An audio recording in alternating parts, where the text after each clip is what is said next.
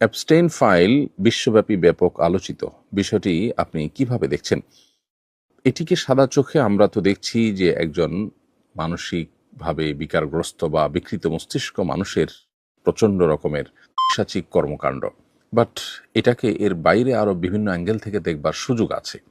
বিশেষ করে যখন এর সাথে এমন এমন রথী মহারথীরা যুক্ত, এই বিকৃতি, এই পৈশাচিকতা, এই নির্মমতা, এই আপনার পশুসুলভ উল্লাস, আনন্দ এবং ভোগ, এটার সাথে যারা জড়িয়ে আছে সে মানুষগুলোর দিকে তাকালে সবাইকে বিকৃত মস্তিষ্ক বলে চালিয়ে দেওয়া সহজ নয়।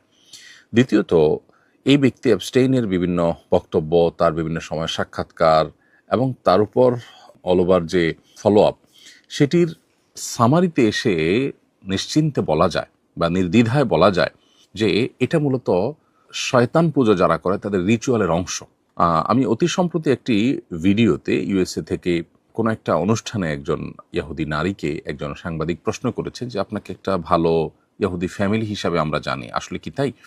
তখন সে ভদ্রমহিলা তার ফ্যামিলির বিভিন্ন হিস্ট্রি বলছিলেন এবং বলছিলেন যে নিরুপায় হয়ে আমাদেরকে যেতে হতো, আমাদেরকে নিয়ে যাওয়া হতো এবং আমাদের ফ্যামিলিতে বাচ্চাদেরকে বলি দেওয়া হতো। এই যে অ্যাবস্টেইনের এখানে বাচ্চাদের প্রতি যে নির্মমতা, তাদেরকে নিয়ে আপনার বিভিন্নভাবে অপহরণ করে এনে তার দ্বীপে, তার বিভিন্ন হোটেলে সেগুলোকে আপনার মানে জাস্ট অন্য 10টা পশু জবে করে আমরা যেভাবে খাই সেভাবেও না, বরং অত্যন্ত নির্মমভাবে এই শিশুগুলোকে শেষ করা এবং নানাভাবে আপনার তাদেরকে উপভোগের বস্তুতে পরিণত করা, শিশু, নারী, এরকম আরও বিভিন্ন যে মানুষগুলোর প্রতি যে নির্মমতাগুলো করা হতো, এই পুরো প্রক্রিয়াটা সম্পর্কে সে ভদ্রমহিলার বক্তব্য অনুযায়ী বোঝা যায় যে এটি মূলত শয়তান পুজোর অংশ।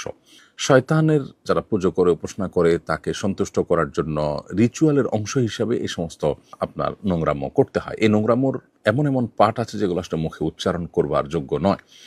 সেই জিনিসগুলো তারা করতো এবং বিশ্বের ক্ষমতাধররা, বড় বড় প্রভাবশালী ব্যক্তিরা দিন শেষে এই সমস্ত রিচুয়ালের মধ্য দিয়ে তারা পার হয়।